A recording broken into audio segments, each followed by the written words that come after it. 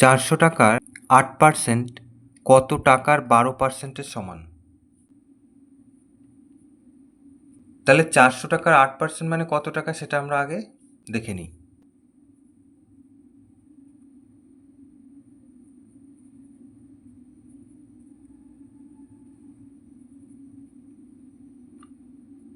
চারশো টাকার 8%, 400 টাকার বলেছে, এর মানে গুণ, 8% মানে হচ্ছে 8-এর 100। 0 0 কেটে দিলাম, তাহলে 4 8টা 32, 32 টাকা। 400 টাকার 8% তাহলে 32 টাকা। তাহলে লিখব প্রশ্নানুসারে।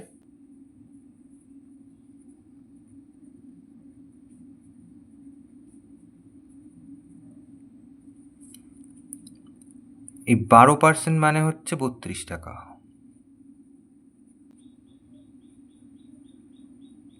এখানে 12% মানে 32 টাকা, তাহলে 100% সমান সমান কত টাকা সেটা বার করলেই আমরা উত্তর পাবো। তাহলে 1% সমান সমান কত হবে? 32/12। তাহলে 100% সমান সমান